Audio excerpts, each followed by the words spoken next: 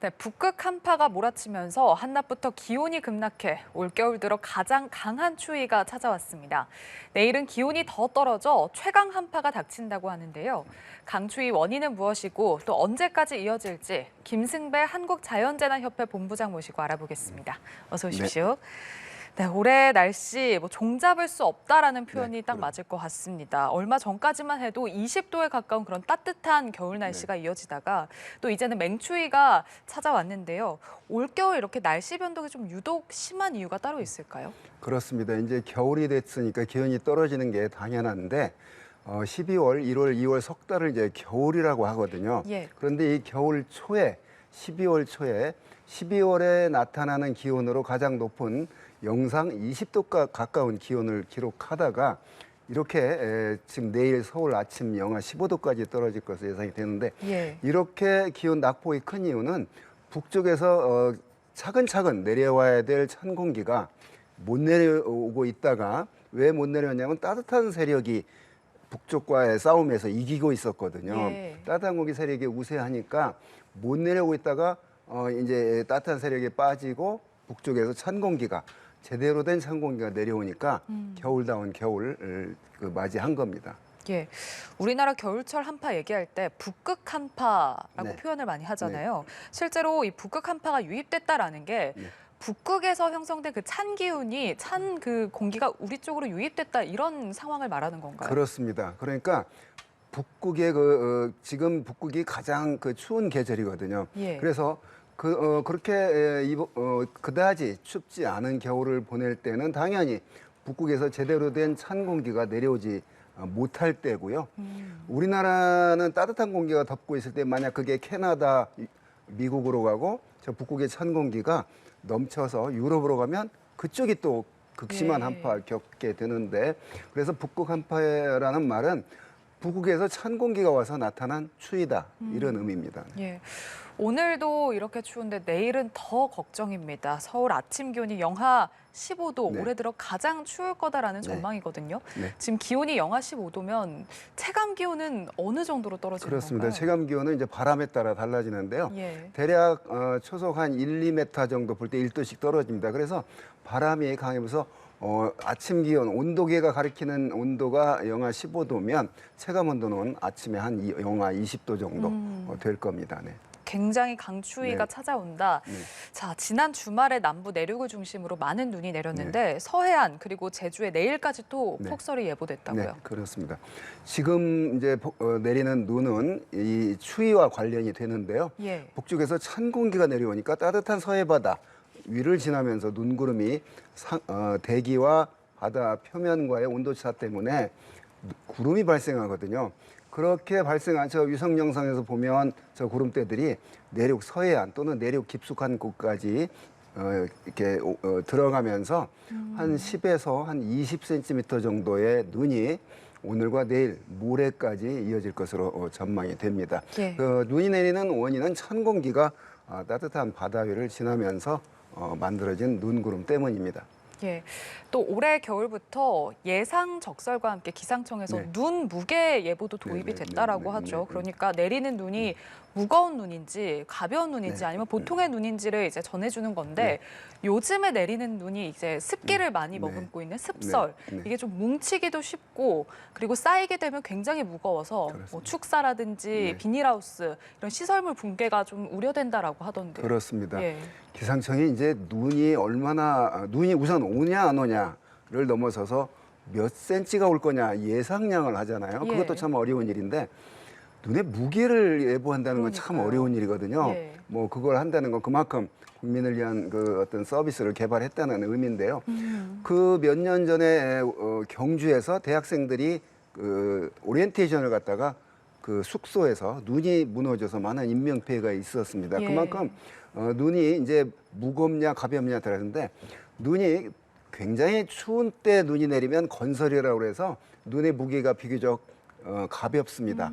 그러니까 밟아도 잘 그냥 뽀드득 뽀드득 소리만 나고 뭉치면 잘 안 뭉쳐지고 이런 건설이 있고 눈을 뭉치면 잘 뭉쳐지는 눈인데 그게 습설입니다. 그래서 대개 눈에 쌓인 양의 한 10분의 1이 이제 강수량으로 변하는데 이 습설에 눈이 만약 1m 정도가 내리면 굉장한 무게거든요. 그게 만약에 그 어떤 넓은 면적에 옥상에 그 정도의 눈이 30cm의 눈이 있거나 그 이상 있으면 이제 그게 무게를 견디지 못하고 무너질 수가 있는데 예. 자 습설이 한 10cm, 15cm 정도만 내리면 무거운 눈이기 때문에 저 비닐하우스들은 임시로 쳐놓은 건물이잖아요. 예. 그렇기 때문에 비닐하우스가 무너져서 그 큰 피해를 또 볼 수가 있는데, 그러니까 영농자금으로 비돋아서 해놓은 이 비닐하우스가 무너질 수가 있거든요. 예. 그래서 눈이 많이 내린다고 했을 때는 밤사이 눈이 더 쌓이기 전에 치우는 수밖에 없습니다. 그래서 이 눈의 어떤 상태에 따라서 무게가 달라지는 건설이나 습설이는데 뭐 저런 그 습설이 내리면 무게에 의해서 피해를 볼 수가 있습니다. 예, 그러니까 눈 무게에 대한 정보도 이제 제공이 되니까 시설물 피해 예방이라든지 경감에 좀 활용이 될 것 네. 같습니다. 또 이번 주에 이렇게 좀 극한 추위가 이어지고 네. 있고 또 눈도 내리다 보니까 아무래도 이제 이번 주말 크리스마스 네, 연휴잖아요. 크리스마스에 과연 눈이 내릴지 네. 화이트 크리스마스가 네. 될지도 많은 분들이 궁금해하시는데 어떻습니까? 그렇습니다. 오늘이 20일이니까 5일 뒤인데요. 예. 이런 조건이 만약에 한 4, 5일 뒤면은 이게 화이트 크리스마스가 두 종류라고 저는 생각해요. 그날 멋있게 눈이 내리는 크리스마스, 예. 눈 내리는 화이트 크리스마스 그리고 이번처럼 크리스마스 전에 눈이 상당히 많이 오거든요. 지금 서해안 쪽에 예. 또 강원도에 지난 12일 많이 산간 쪽에 왔는데 눈 내리는 크리스마스는 화이트 크리스마스는 아니지만 눈이 쌓인 그런 화이트 크리스마스는 이 지금 내린 눈들이 바로 녹지는 않을 것으로 전망이 되기 때문에 추워서 그래서 눈이 쌓여 있는 화이트 크리스마스는 될 것으로 가능할 보입니다. 수 있다. 네. 예. 자, 보통 우리나라 겨울 날씨 얘기할 때 삼한사온이라는 네. 표현을 쓰잖아요. 뭐 3일 추우면 4일 따뜻한 이렇게 표현을 하는데 요즘에 이 삼한사온이 깨졌다, 변동폭이 좀 커졌다라는 얘기가 나와서 그렇습니다. 이 삼한사온 기후 특성이 이제 변하고 있는 네. 건지 바뀌고 있는 건가요? 어떻게 보시죠? 그러니까 이제 거기서 말하는 삼한은 3일 무슨 날씨가 3일간 딱 달력상 이런 절대 그런 개념은 아니거든요. 예. 3일 정도 추웠다가 그게 찬 공기가 남쪽으로 내려오면 우리나라 쪽은 그 찬 공기 북쪽 입장에서 보면 남쪽이거든요. 자, 이게 따뜻한 성질로 변하면 조금 누그러지는 삼한사온 3일 정도 춥다 사나흘 정도 누그러진다는데 사실은 1년 12달 여름에도 기온이 떨어졌다 높아졌다를 반복하거든요. 예. 그래서 이 삼한사온이 사라졌다라고 저는 동의하지 않거든요. 그냥 그 기온이 지난번에 따뜻했잖아요. 예. 그때가 이제 그 따뜻한 기간이었고 그게 한 열흘 됐다고 그래서 이게 열흘이니까 삼한사온이 아니다. 이제 이런 너무 그 확장해서 개념보다는 예. 삼한사온의 의미는 겨울철에 분명히 추워지면 분명히 누그러지는 때가 있다. 지금 포근하면 다시 또 추워지는 때가 있다. 이런 뭔가를 뜻하는 예. 그런 사자 용어입니다. 네. 그렇다면 지금 뭐 추워지면 따뜻한 때가 오고 따뜻하면 또 네. 추워진 때가 온다 이렇게 말씀하셨는데 이번 한파는 그 언제까지 이어지다 네. 누그러지는 건가요? 그렇습니다. 내일 이제 서울 기준으로 볼 때 영하 15도, 당연히 강원도 쪽은 영하 20도 정도 되고 저 따뜻한 남쪽 부산, 목포 이쪽도 한 아침 기온이 영하 7도면 그쪽은 굉장히 춥거든요. 예. 자, 이게 내일과 모레 정도가 이번 추위에 바닥을 치고 기온은 서서히 올라가지만 언제 좀 누그러지냐 본다면 저는 한 24일 정도 예.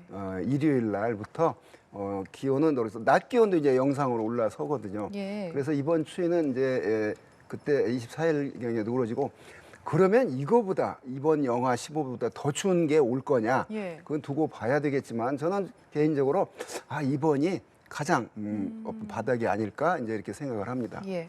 지금 이웃국인 인접국인 중국도 좀 전례 없는 추위가 지금 떨고 있거든요. 중국 당국이 신장 그리고 내이멍구 일부 지역의 경우는 지금 기온이 평년보다 7도 이상 낮다.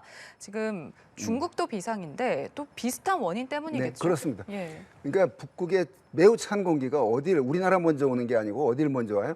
중국을 먼저 거쳐오거든요. 예, 예. 그러니까 더 찬 공기가 지금 지배를 하고 있기 때문에 차고요.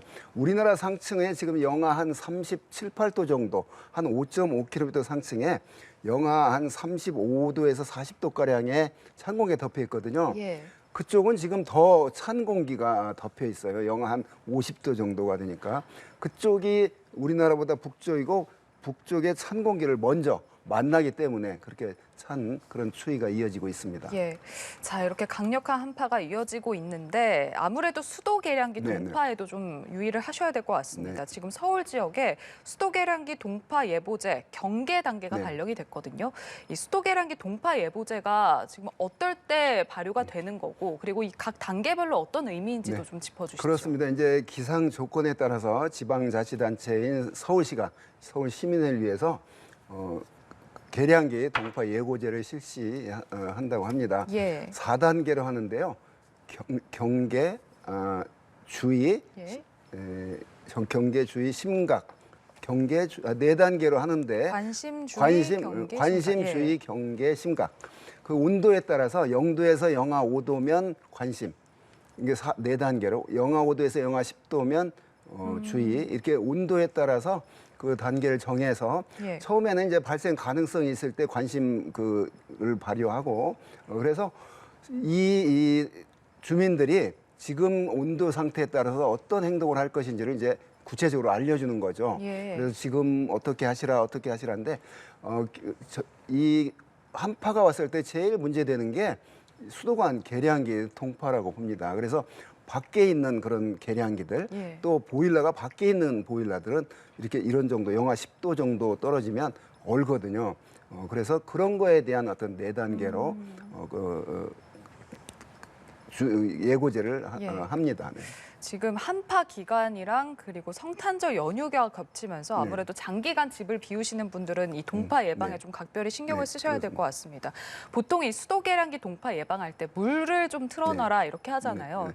근데 이게 물 틀기가 어느 정도 틀어야 되는지 모르겠다라는 네. 분들도 많거든요. 그러니까 이거를 물을 좀 졸졸 나올 때까지 좀 틀어야 되는 건지 아니면 한 방울 한 방울 이렇게 좀 떨어질 때까지 틀어도 괜찮은 건지 이게 졸졸 나오게 틀으면 또 수도 요금도 걱정된다라는 분들도 네, 있어서요.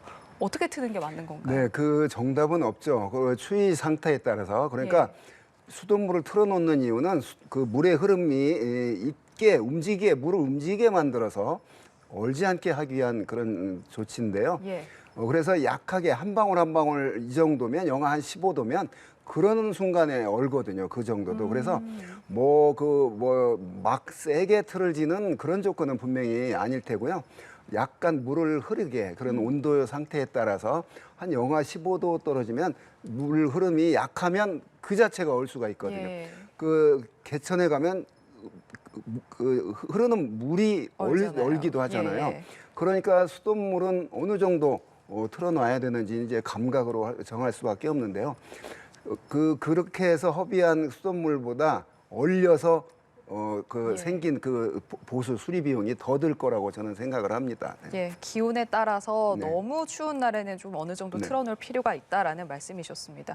자, 이렇게 며칠 사이에 20도 이상 뚝 떨어진 상황인데 이렇게 강추위가 이어지면서 아무래도 외출을 했던 어르신들이 이제 저체온 증상을 네. 보이는 경우가 네. 있거든요. 그러니까 저체온 등 한랭 질환을 보이는 경우가 있는데 한랭 질환 같은 경우는 아무래도 이게 전조 증상이 없어서 예방이 네. 정말 중요하다라고 하는데 한랭 질환 네. 예방법은 어떤 게 네, 있을까요? 그렇습니다. 예. 여름엔 더워서 온열 질환 걱정하잖아요. 겨울엔 또 추워서 한랭 질환 걱정을 하는데요.